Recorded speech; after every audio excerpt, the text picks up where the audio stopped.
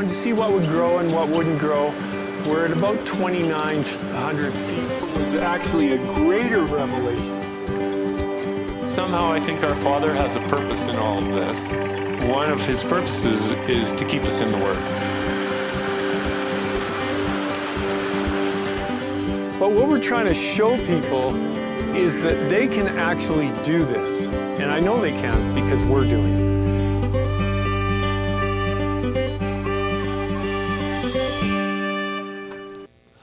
I am told that we are live from Camp Tamid, so let's get started, shall we?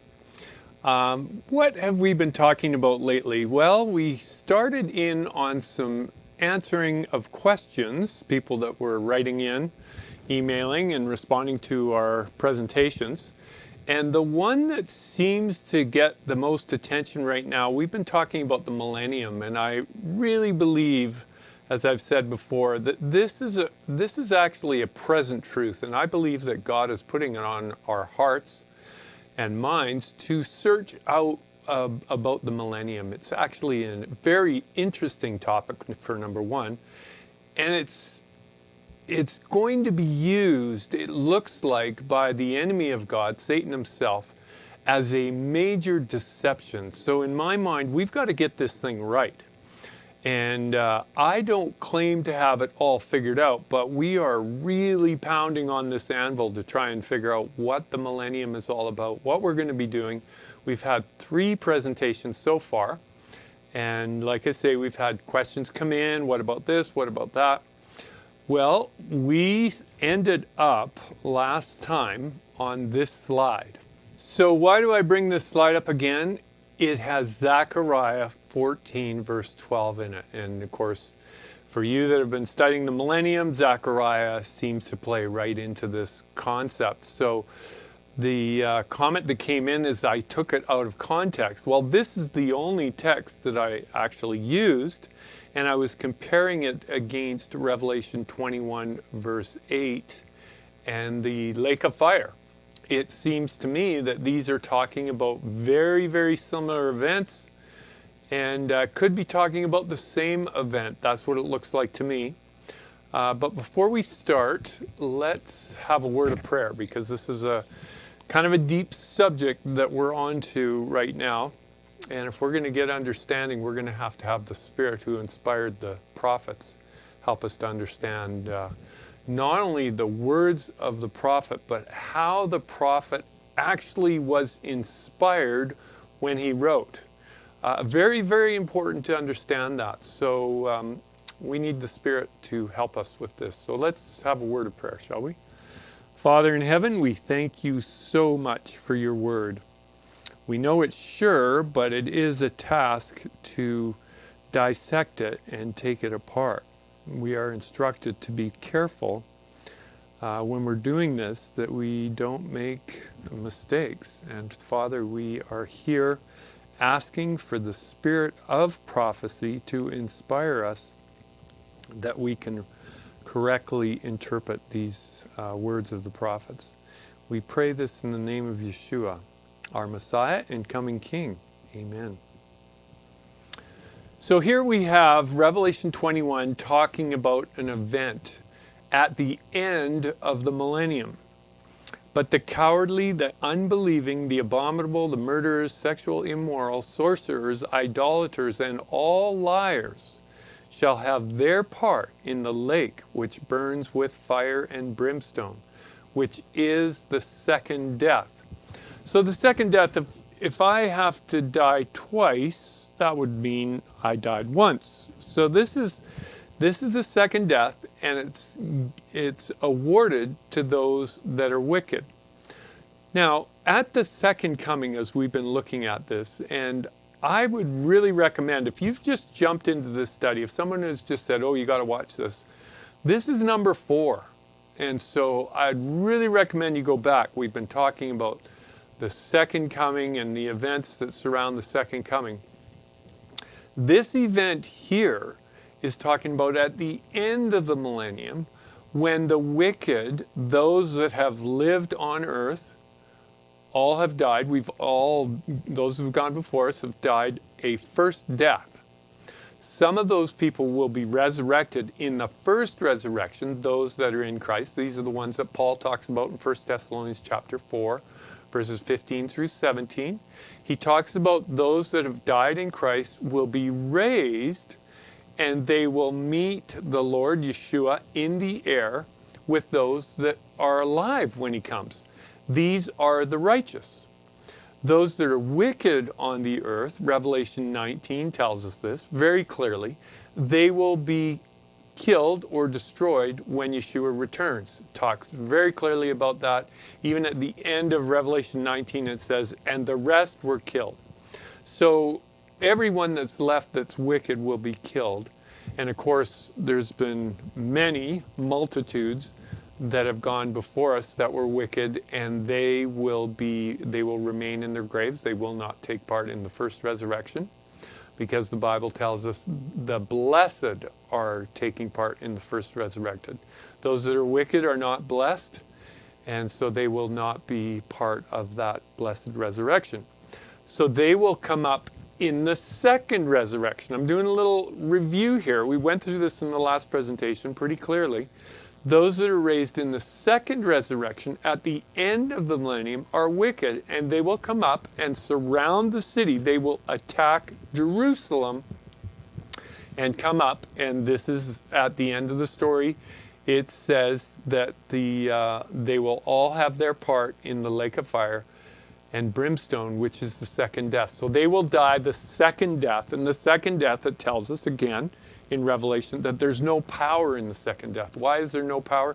There's no resurrection from the second death. Those that experience the second death will remain dead forever and ever. See, friends, you don't want to be part of that second resurrection. We want to be part of that first resurrection, or those that are alive and remain and will be caught up in the air. I've often said that I would sleep through what's coming, because if what I'm watching on the news is any indication of what's coming, it's looking a little strange. Just watched a video last night that was somewhat disturbing about Africa and how people in high places, high finances and things like that, they had a plan to sterilize all the childbearing women in Africa, or a great many of them, through vaccines, if you can believe that. There will be no safety outside of Yeshua, that's for sure. Under his wings is where we want to be. So this picture in Revelation 21 is really almost at the end of the story. There's still some more to the story, which is the best part, actually, and we're going to look at the best part. But Zechariah 14, verse 12, and this shall be the plague with which the Lord will strike all the people who fought against, what? Against Jerusalem. Their flesh shall dissolve while they stand on their feet, and their eyes shall dissolve in their sockets, and their tongues shall dissolve in their mouths. Now I have to ask the question, has this happened yet? Well, I say no. It may be applied in history at some points, maybe when the Romans came. Things were pretty bad, and there was lots of fire in Jerusalem and so on. But this is talking about the final annihilation of the wicked, clearly in the book of Zechariah. And so it parallels Revelation 21:8. And so it was brought to my attention that someone felt that I was taking this out of context. Well, I don't believe I am. And the more I look at this and the more I search it out, the more I become kind of more solid. You know, truth won't suffer anything from investigation. It actually becomes more solid with investigation. And this is, you know, I've been hammering on this one for many, many, many years, and it just looks like the same event to me. I would have to ask the question, does this event actually happen twice?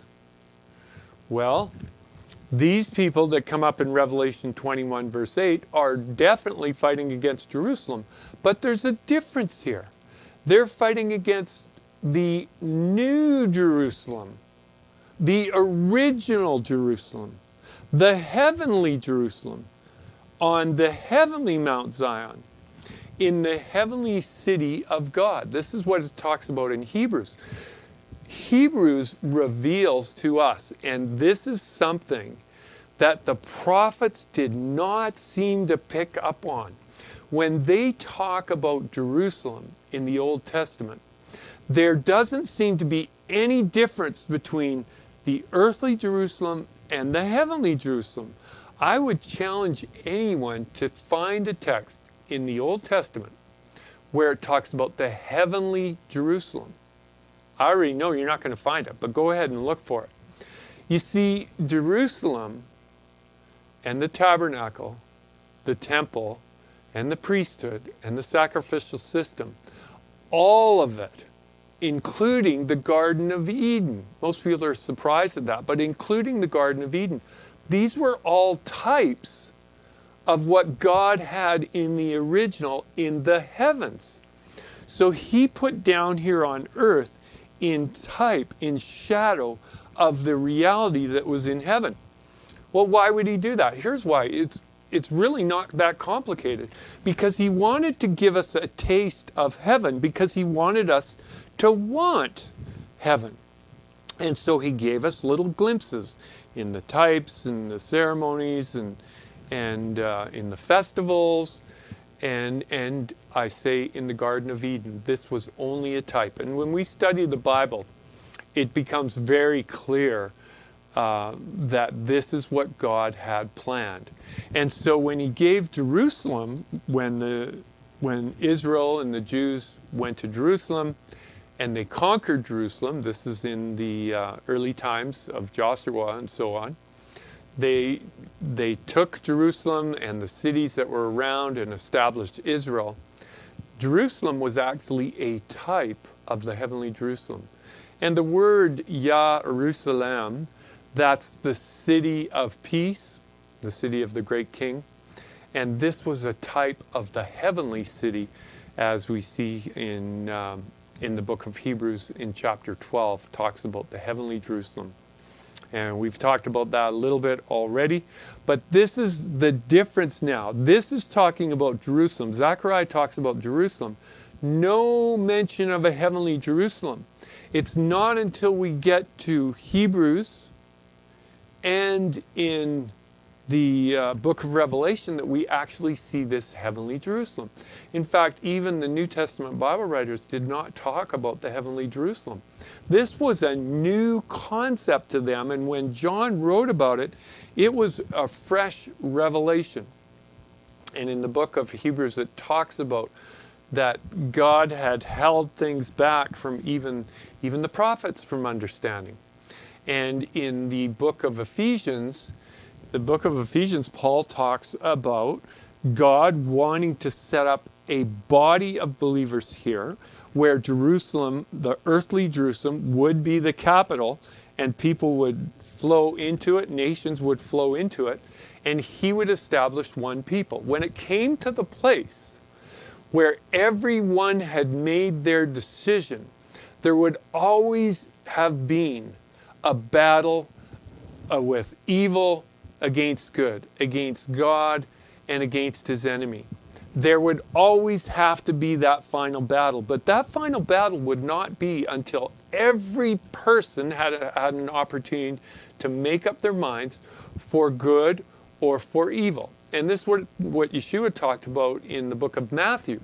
It says, when this gospel of the kingdom, don't miss that, of the kingdom. What kingdom is it talking about? Is it talking about a kingdom of earth? It's the kingdom of heaven.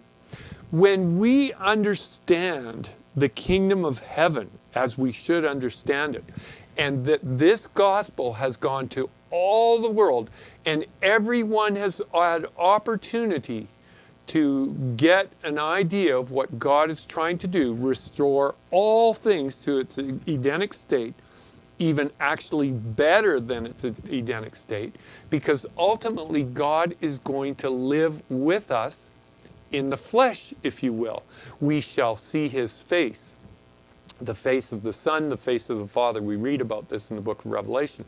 This gospel, this good news, has to go to the whole world. And then it says the end will come. What end will come? Will that be the end of the plan of salvation? No, it won't be the end of the plan of salvation, because there's going to be another 1,000-year period. But it will be the final note for everyone that is going to be saved. You see, at the second coming of Yeshua, every decision will be made for good or evil, for salvation or for destruction. Everyone will have made their choice. And that's the mercy of God, that He says that this gospel has to go to the whole world. Everyone is going to have had opportunity to choose Him. Because Peter, says that God is not willing that any perish. So is God's will going to be fulfilled, that no one will perish? Well, we know that's not going to happen. So evidently, God's will, as far as saving everyone that's ever lived, is not going to be fulfilled. But His will is that everyone has freedom to choose whether they want to serve Him or whether they want to be destroyed by serving the devil. And serving the devil never got anyone anywhere. Some people got rich, but what they surround themselves on this earth will be all they have, and they will give up eternity for that. I'm reminded that Paul has said, "Eye has not seen, nor ear heard, nor entered into the heart of man what God has for those that love Him." So eternal life in an Edenic state of the world and the universe, I happen to believe that the universe will be thrown open for our exploration as well. Friends, we have so much to look forward to. But before we do, we are admonished by Paul through Timothy, "Be diligent to present yourself approved to God, a worker who does not need to be ashamed, rightly dividing the word of truth." See, early today, Judy and I were down at our greenhouse and we were planting tomatoes. Now, we could have just thrown those tomatoes in the ground, but the harvest from those tomatoes may not have been that good. So we mixed some really good stuff in with the soil, worked up the soil really well, put some compost in there, a few other things, and so we're expecting a pretty good harvest because we were diligent.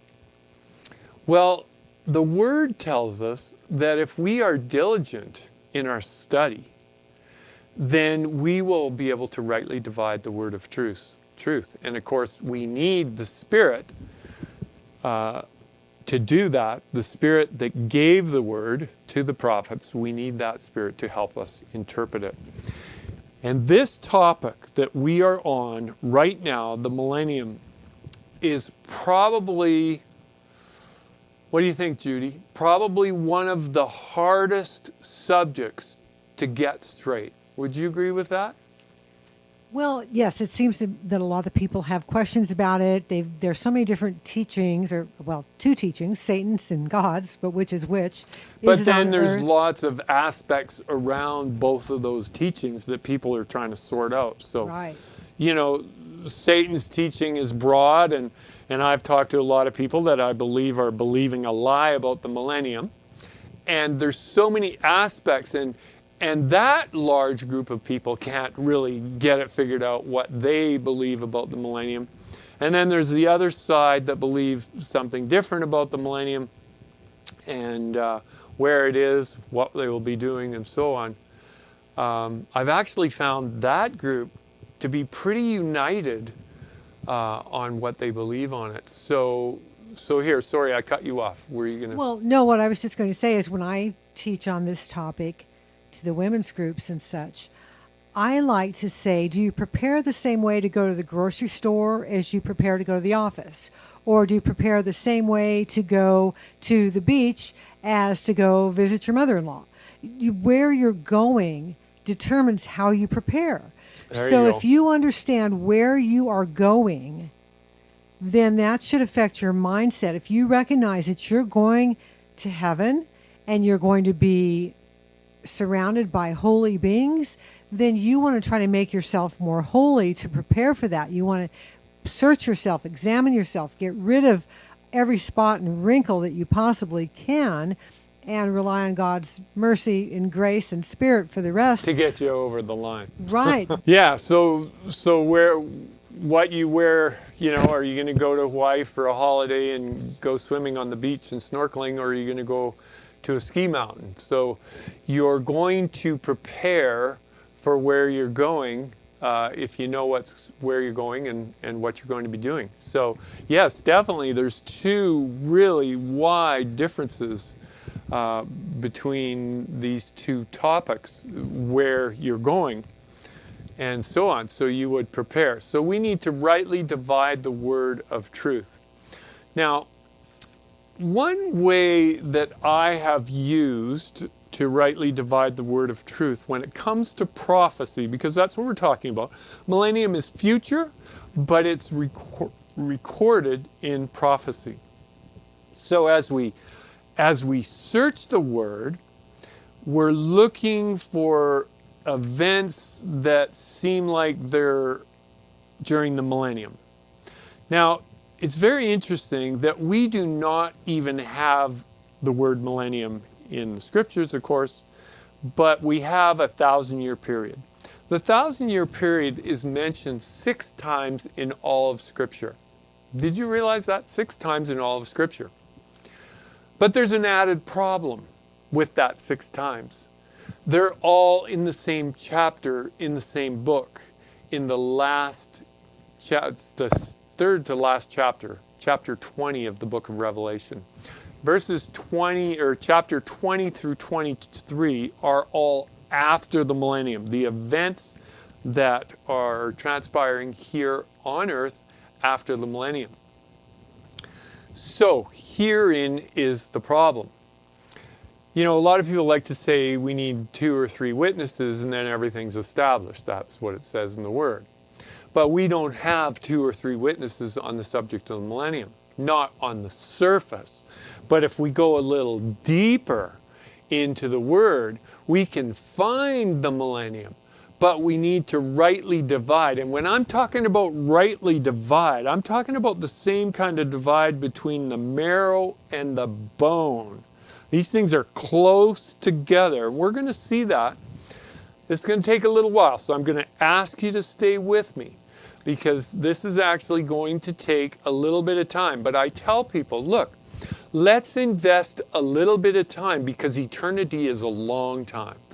If the millennium's an important topic, which I think it is, that's why I've spent so much time trying to figure it out. I believe it's a topic that will be used by the devil to deceive even the elect, if possible. So therefore, I have spent a lot of time, not only for myself and my family, so that I could help them understand it, but so that I could teach others intelligently about the millennium.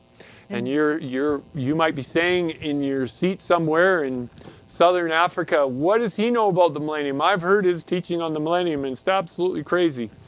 Well, that may be your opinion. But I'm going to challenge everyone, if we're going to understand the millennium correctly, we're going to have to do some pretty serious research.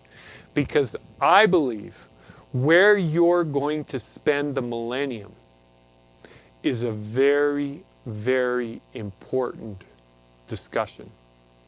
You're either going to spend the millennium here on earth, or you're going to spend it in the Father's house, as Yeshua spoke about it in John chapter 13 and many other places. But that's the difference. You're either going to spend it here on earth or in the Father's house. Now I'm going to take that one step further. If you're going to spend it here on earth, it will be in death. Now, how can I say that? Well, that's actually what the Word teaches. Anyone on earth during the millennium, other than the angels, will be dead. All people on the earth through the millennium will be dead. They will either have died and be counted as unrighteous and not resurrected in the first resurrection when Yeshua returns, or they will be killed by Yeshua, by his coming, by the brightness of his coming, as it were. They will be destroyed by the brightness of his coming. So those are the wicked. Those that are alive will be taken up into the air, and they will meet the Lord in the air with those of the first resurrection. This will all happen, as Paul says, in the twinkling of the eye at the last trump. Then they will leave, once they're gathered together, that will be their rendezvous location in the air, and then they will go directly to the Father's house to celebrate the marriage supper of the Lamb. This is very, very clear. And if you give someone a chance to explain those concepts, I think you would be challenged with that. Because, my daughter told me one time, Dad, if people would just listen to you, they would see it. But we're pre-programmed, we're predisposed by whoever has been our teacher. And there's a proverb that says, whoever you listen to first, that's usually the direction you go. So I would just like to encourage people to take time and study this subject out very, very carefully. So just let me add something real quick, Tom. You talk about going for the marriage supper of the Lamb. I like to tell people at the end of time, at the second coming, after the second coming, you're going to be part of a special meal. You're either going to be at the marriage supper of the Lamb, or you're going to be eaten by the birds. That's what right, Revelation 19. There's going to be two suppers. There's going to be the supper of the birds, or the marriage supper of the Lamb. And we want to be part of the marriage supper of the Lamb at the Father's house, which is in the kingdom of heaven. And I also want to back up quite a ways here. You were saying something about 2 or 3 witnesses. And I know you know this, but just in case anybody listening might have been confused, the 2 or 3 witnesses is specifically for a death sentence or a criminal situation. There's no verse that says you have to have 2 or 3 witnesses for prophecy. And if you did, we would not have Daniel's 1290 days. We wouldn't have the 1335 days of the resurrection. So very, very good point. Thank you for bringing that up. That's really good. Yeah. When it comes to prophecy, you see, very interesting, Adam and Eve, they couldn't have had 2 witnesses. They passed it on. Well, you might have had Eve and Adam as a witness passing something on, but they would have got it from the same source. So as prophecy unfolded, we've talked about this, as prophecy unfolded, it was added to through the ages, more details. So when something was added to and something had not been heard of before, you couldn't have had 2 witnesses, because God was ever revealing on his plan of salvation. And this is what the problem, what we were just talking about with the millennium. There is no mention of 1,000 years anywhere in Scripture. While Peter talks about a day as like 1,000 years and 1,000 years like a day. But that's talking about God's, the way God looks at timing. Time is almost irrelevant with God, because the present and the past and the future, it's all very vivid to him. I'm not sure if he has much of a memory loss. And so what happened 1,000 years ago with God is as clear in his mind. So I want to talk about one of the methods that I use in prophecy when I'm trying to figure out the events as they're given in prophecy. And this is what I use. The spring feasts, which are Passover, and that's the symbolic of deliverance. There's also the summer feast, which is Pentecost, the outpouring of the Spirit. And also the fall feasts, which are the Feast of Trumpets, or blowing, or shouting. And the reason why I like to bring those in is the Feast of Trumpets and the shouting. It's very interesting, because the blowing and the shouting, a lot of people talk about, this is the announcement of Yeshua coming, because he's going to come and there's going to be a trumpet blown. This is all true, but trumpets were blown more than just on the Feast of Trumpets. It's called the Day of Shouting and Blowing. What were they blowing and shouting about? It was symbolic of judgment. So we see this in the book of Revelation. We see an angel flying in the midst of heaven and saying with a loud voice. What would you say? If somebody's saying something with a loud voice, what are they doing? They're shouting. And so the first shout goes out, fear God and give glory to him, for the hour of his judgment has come. So what many people have thought that the Feast of Trumpets represents his coming, it actually has more to do with judgment. And judgment actually precedes the second coming. This is what a lot of people are, I don't want to say confused, but they're misinformed possibly, is that the Feast of Trumpets symbolizes the judgment beginning. And of course, 10 days later in the fall, we have the Day of Atonement. And this is the day upon which judgment closes. So this is the end of judgment. So the Feast of Trumpets opens judgment. The Day of Atonement closes judgment. Now we see these days mentioned in the book of Daniel and in the book of Revelation very clearly. John, just an example, gives in Revelation 15 and 16, he talks about the tabernacle of the testimony is opened in heaven. Well, the only time the tabernacle of the testimony, that's the innermost place of the sanctuary, that's where God's throne is, and that's where the mercy seat is. The only time that's open is on the Day of Atonement. So we can see, as we study the prophecies, we can actually see the festival calendar wrapped up in the prophecies by knowing the events and understanding the festival timing and what the typology of the feasts are, as in the Day of Atonement, that it's judgment, the close of judgment. We can start to pinpoint the prophecies and see where they are in time. It's a fantastic blending of the prophecies and the festival calendar together. Also, the Feast of Tabernacles falls 5 days beyond the Day of Atonement. And this is the celebration because everyone's been forgiven. God's elect, if you will, have been made up. And there's a big celebration, a 7-day celebration. And then what follows the 7-day celebration is the last great day. And of course, all this, I've got judgment. All of that fall typology revolves around judgment. Now, the key here really lies in understanding this typology. So Passover, as we started with, is symbolic of deliverance. And Pentecost, the outpouring of the Spirit. We saw this at the first coming of Yeshua, in that he died and delivered us from sin at his first coming, took that penalty upon himself, which delivered us from that penalty. Well, and back up to Egypt. The Exactly. deliverance from Egypt. Exactly. So the first real look at Passover we have is in Egypt. Very interesting. The deliverer came at Passover and delivered his people to go to where? Go to where? The Promised Land. The Promised Land, exactly.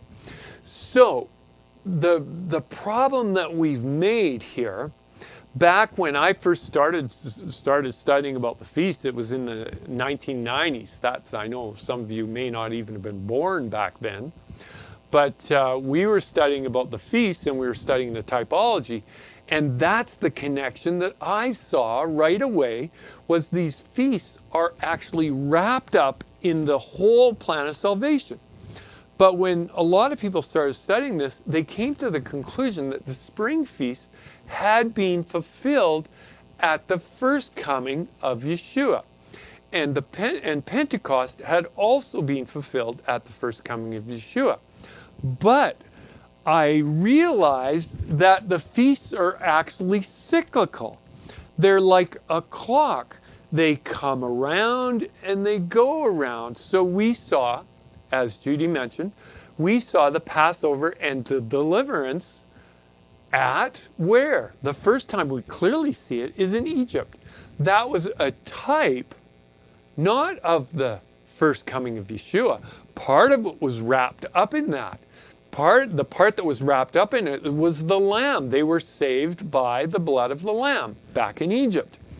But certainly they did not start making their way to the promised land. You see, when they celebrated with Yeshua, they were in the promised land. So what's going on there? Well, what's going on there is the Passover is much bigger than the first coming of Yeshua. It actually incorporates the deliverance, our deliverance into the promised land, the heavenly promised land. And this is what we're talking about in the festival calendar, is the actual fullness of the meaning of the feast is wrapped up in our total deliverance, not just the penalty of sin, but even the presence of sin. You see, when Yeshua returns as our deliverer at Passover, don't miss that. He is our deliverer. He's the same guy that showed up in Egypt to deliver and lead Moses out of the land of Egypt. He was that cloud by day that covered them to protect them, and he was the fire by night. Paul talks about in 1 Corinthians 10, that he was the rock that followed them in the wilderness. Well, I'll tell you, when that rock shows up again, riding his white horse with the sword that goes out of his mouth, he's going to deliver his people just as he delivered them from Egypt. He's going to set them free from their oppressors and major oppressors, which is Satan. You see, Pharaoh was just a type of Satan in the taskmaster. And Yeshua is going to free them and take them to the promised land, which is where the Father is. That's the beauty of the festival calendar. We can understand prophecy much better when we understand that. Pentecost, the outpouring of the Holy Spirit at Pentecost, was not filled full or fulfilled at the first coming. It will not be fulfilled until just prior to the second coming. You see, Pentecost makes those ready for those to preach the gospel to all the world, to finish the work, just as it did in the first coming. There was people all over the world, and they had come to Jerusalem to find out what had happened and the outpouring of the Spirit. You see, when the gospel is going to go to all the world is not going to go to Jerusalem. God's elect will go to all the world. That's what Yeshua said. When this gospel of the kingdom is preached in all the world, then the end will come. You see, the final outpouring of Pentecost has not happened yet. We're getting little glimpses as we go, year by year, as we practice these things. We're getting ourselves into a better position to get the fullness of the Spirit. That's when we will be filled full of the Spirit to give that last message of hope to mankind before Yeshua returns. And we also saw Pentecost in the story of coming out of Egypt. Nice. Now, it doesn't specify the exact date, but it's certainly within days, and I would say it had to be on Pentecost. Right, yeah. Many believe that Pentecost, when they came out of Egypt and went to Mount Sinai, many believe that was at Pentecost. Makes a lot of sense. The timing looks very, very much like that.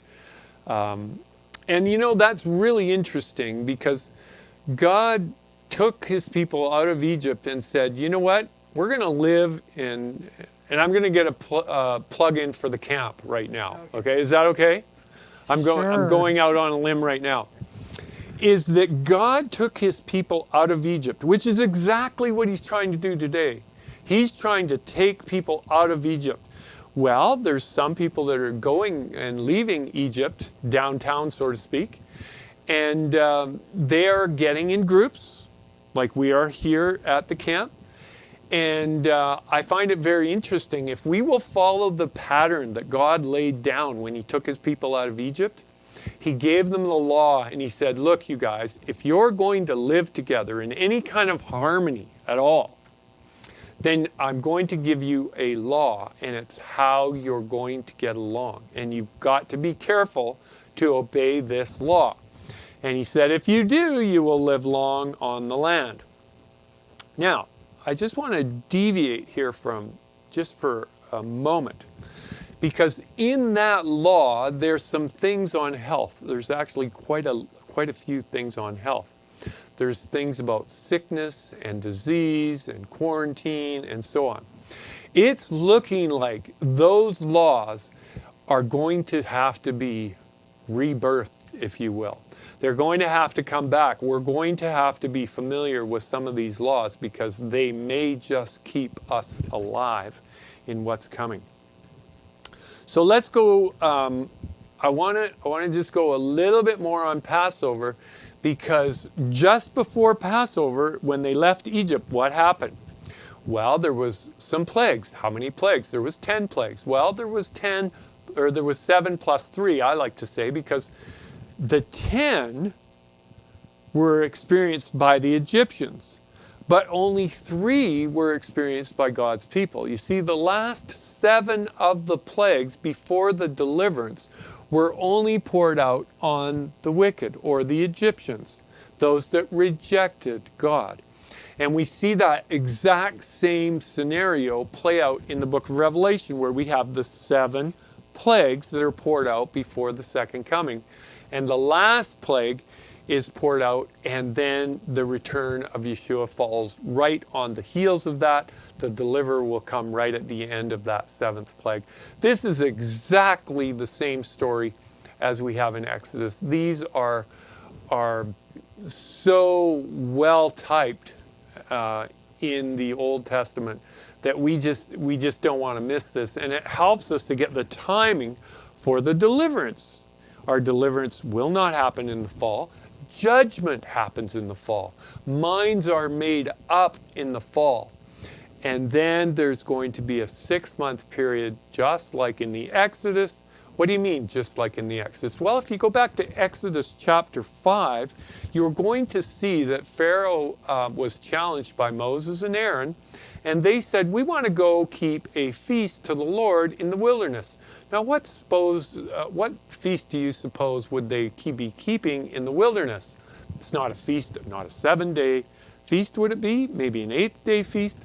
I rather suspect, because the timing between the request and the timing of their deliverance, there were months, easily months, between them.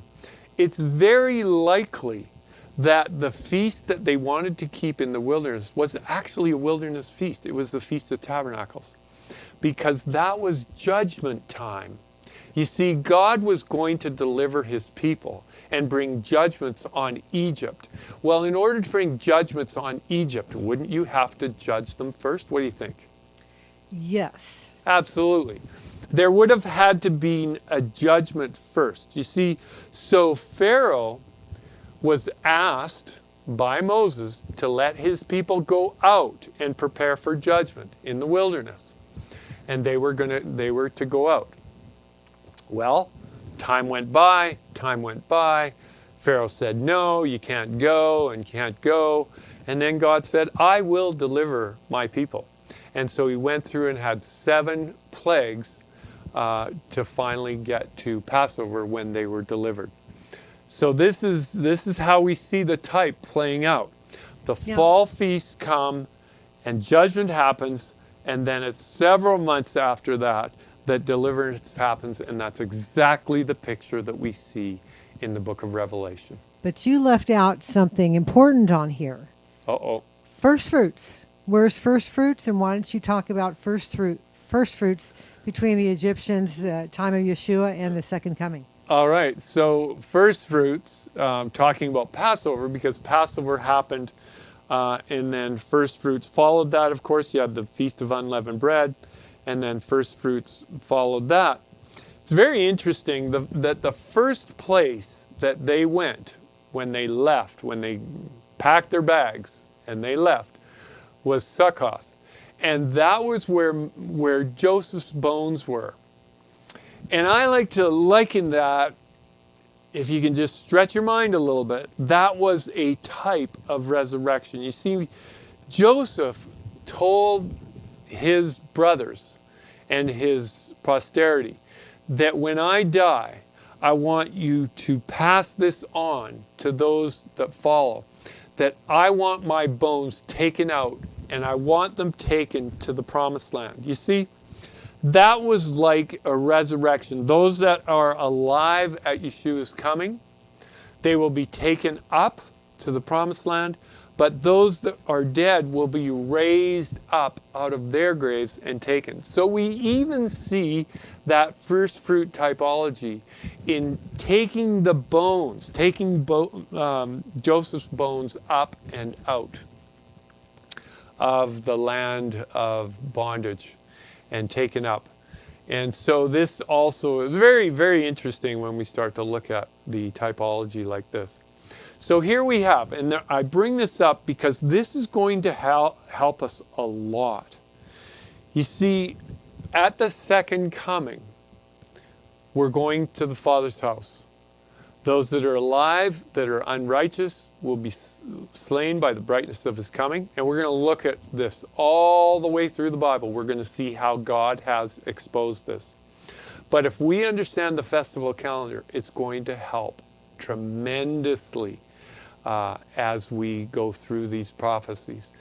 And we actually see from the time of Yeshua, it's very clear that the Bible writers, the New Testament Bible writers, did not see a 3,000 year period from the time of the first coming to the time of the second coming.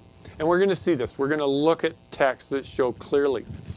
I would challenge anyone that believes that Matthew and Mark and James all understood it was going to be another 3,000 years till the kingdom was actually going to be set up.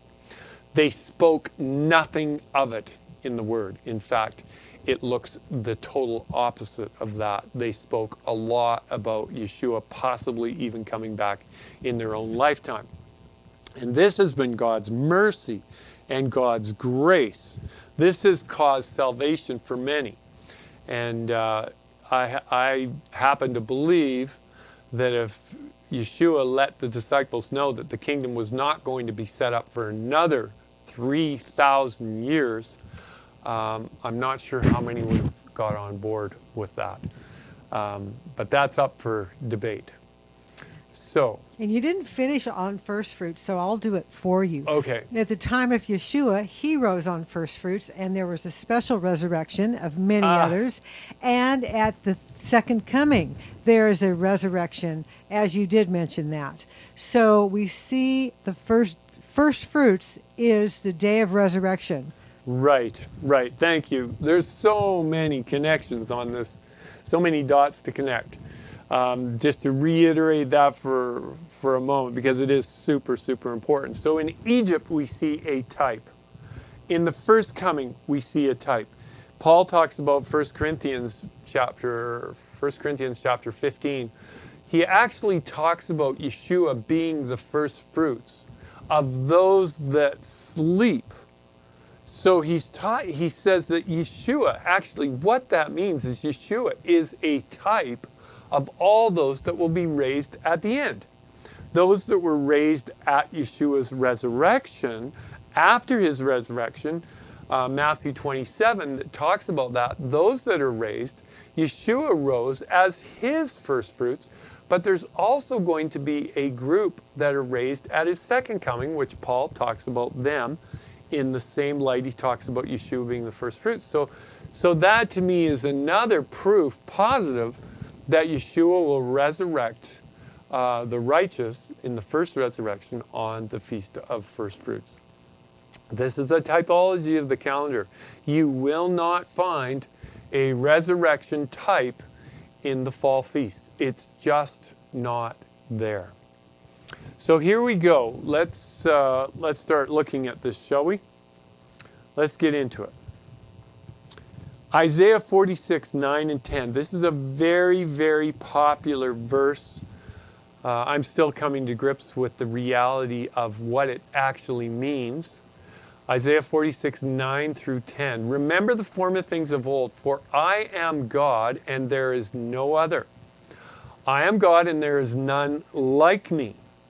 declaring the end from the beginning, and from ancient times, things that are not yet done, saying, my counsel shall stand, and I will do all my pleasure. You know, this is an amazing text that we need to fully get what this is saying. You see, the way that God declares himself to be God is the very fact that he can declare the end from the beginning. Nobody else can do that. You see, Satan knows a lot about prophecy, but he doesn't know all about prophecy. See, there's a big difference. I believe that God's people are going to be given the spirit of prophecy. Why do I believe that? I believe that because John believed that. Why did John believe that? Because the Father revealed that to Yeshua, who revealed it to the angel, who revealed it to John. Right in the first few verses of the book of Revelation, it said that God gave it to Yeshua, who gave it to the angel, who gave it to John, and John was supposed to pass the information on to his people, the 7 churches. And I want to just look at that because this is an extremely, extremely important part of what we're looking at.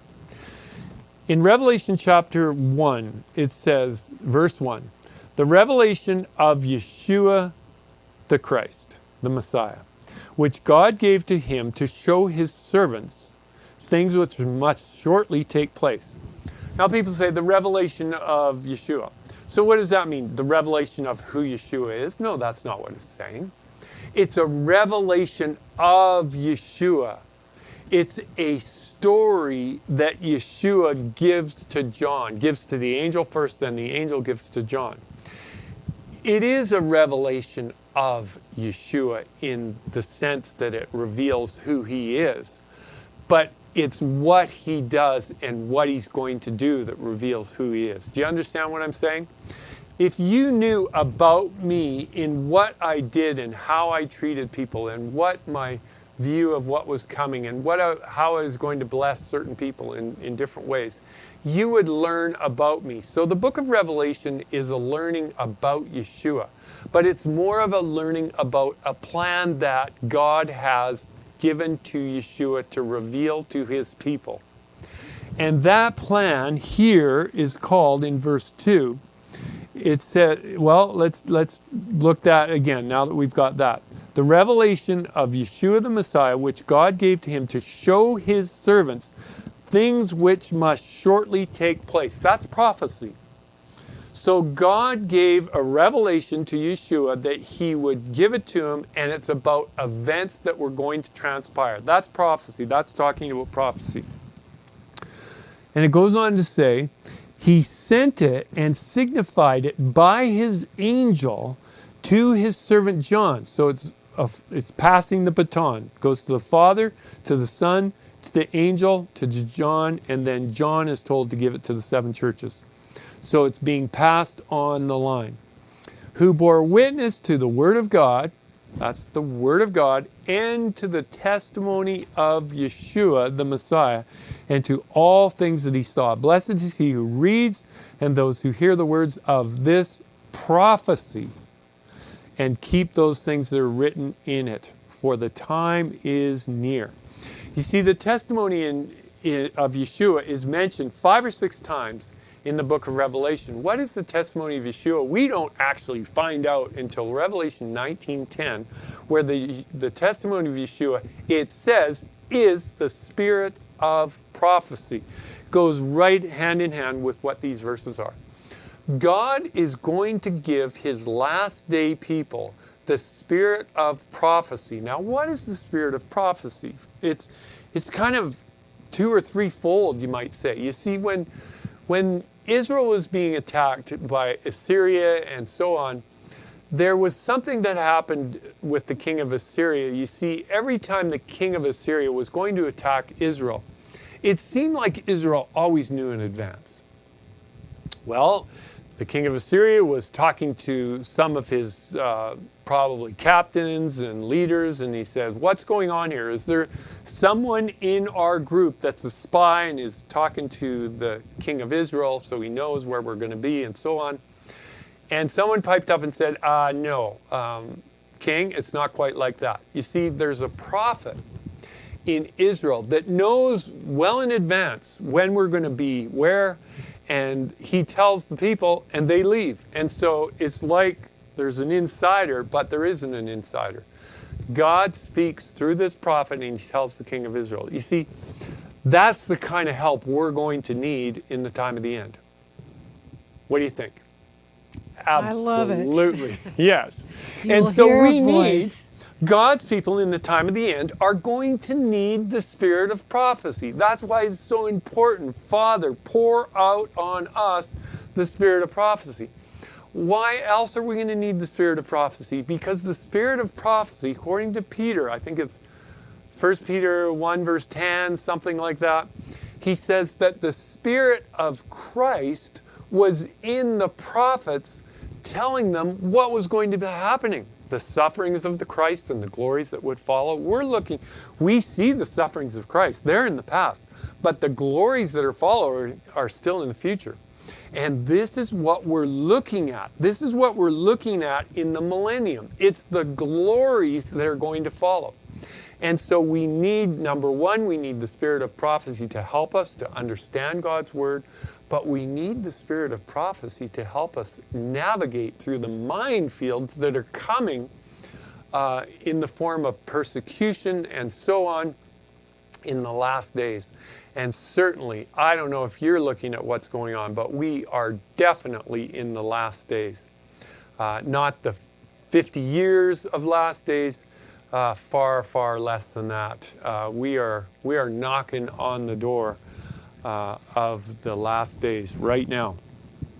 In fact, many people think that we're in them, and we only have but a few short years. I'm not that far off of that one. So here we have it. God declares the end from the beginning, and this is proof that he's God. Okay, I'm just gonna go way out on a limb here.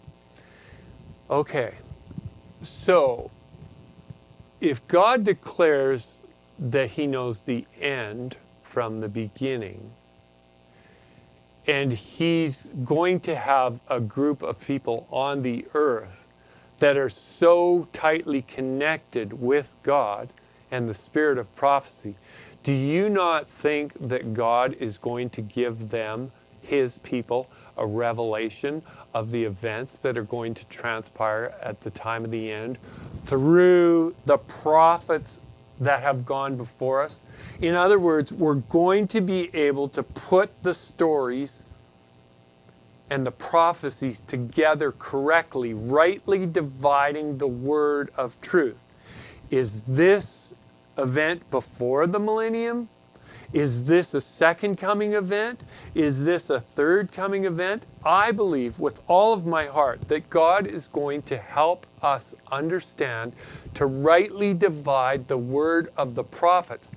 That, hang on now, that not even the prophets understood.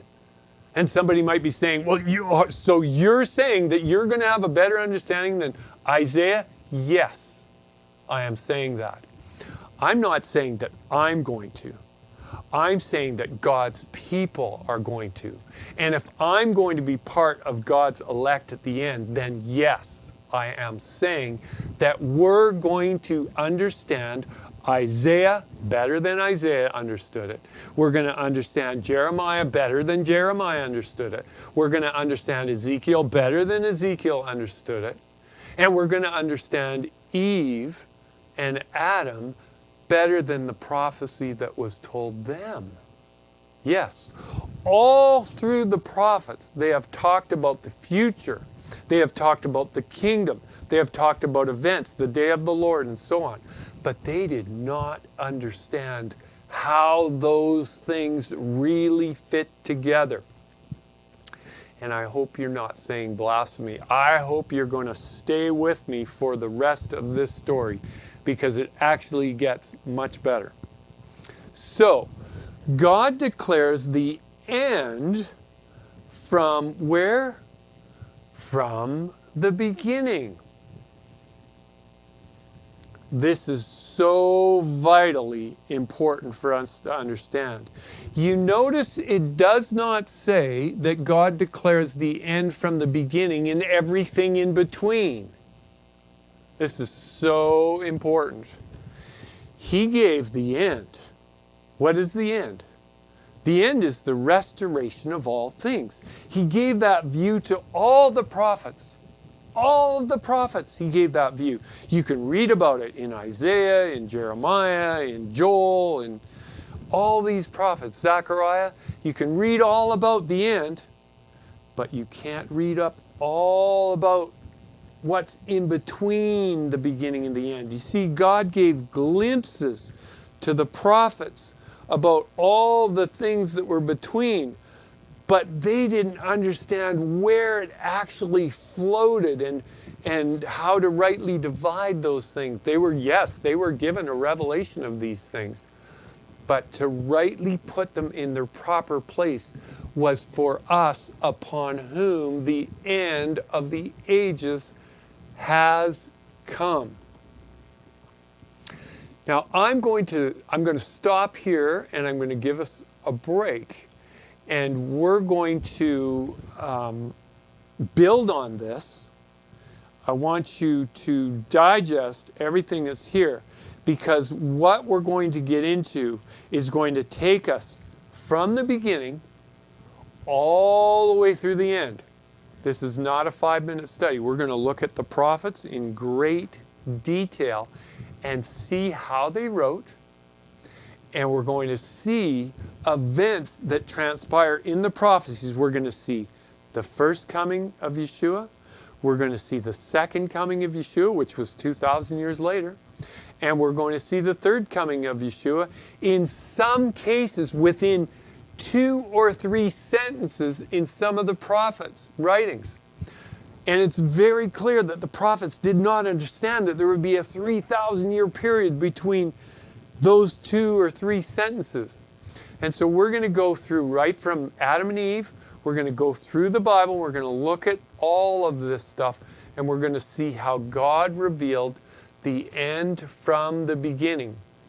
And it's not until the last generation, upon whom the end of the ages have come, that we will actually be able to put this all together and make perfect sense on it, because he's going to pour out his spirit of prophecy on all his people, and we're going to be able to get this story and understand it correctly so that we can warn the world and tell them the great plan that God has for all those that would choose to go his way and follow him. So stay tuned. From Camp to Mead, we'll be coming again and following up on this one to take us one step deeper in this study. So for now, I would like to say goodbye.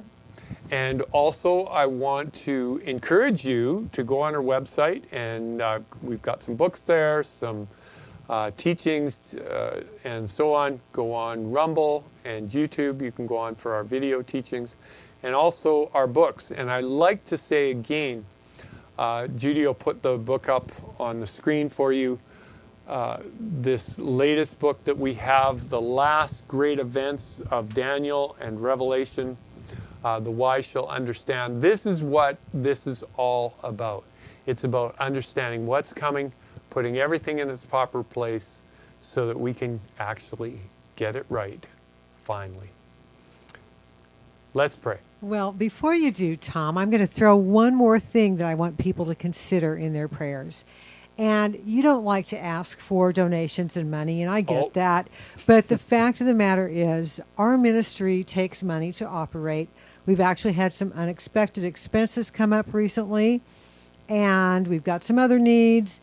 And if you're blessed by our ministry, I just want to ask, would you please consider starting to support our ministry at least a little bit? If everyone who listened to this video would send us $5 a month, it would make a huge difference in what we're doing. So I just want you to consider that, please. Okay, yes, thanks, Judy. I always forget that part. That's because I'm the bookkeeper. Yes, and she mentioned something, and I'll just share this with you. I shared something a while back. It says, those that live godly lives in Christ shall suffer persecution. We have been targeted lately by some evil, and it is costing us, and it's a very sad situation. I'm going to ask for your prayers. And the reason why I know it's evil, because there are a lot of lies involved that have been used against us. And that's one way of telling where something's coming from, if you have to use lies to get the end result that you want. That's a good indication that Satan's involved somewhere. And so Satan's, what God is doing here at Camp to Meet is pretty special. And I happen to believe that Satan will do everything he can to destroy it. So yeah, Judy's right. We've become under attack, and it's costing us a little bit. And so I'm going to ask for your prayers. More than a little. Regarding this. So do stay tuned. Don't want to get into it. It's kind of a sad story. But anyways, we will overcome because our God is greater than he that is in the world, and it's one of the world that we're being attacked by. So anyways, there we go. So do stay tuned. We're going to finalize this message by a word of prayer because we absolutely need it. We all need it. Let's pray. Father in heaven, we ask that you would be with us. And Father, as we try to rightly divide the word of truth, we pray for your Spirit, the one who inspired the word. Father, we recognize that the challenges that we're in today are only going to get worse because Satan and his infantry does not want the truth going out. Does not want these safe havens where people can come and be safe in the time of trouble, such as there never was. Father, we pray that you would be with us now as we move on from here, from this presentation. I pray for those that are watching, Father. Be with them. Father, keep us safe. Keep us awake and alert. Help us to recognize and discern the times that we're living in. Father, we pray this in Yeshua's name. Amen. Goodbye for now from Camp to Meet, and look forward to speaking with you again. And do send those comments in. Thank you, and goodbye for now. God bless you and keep you till we meet again.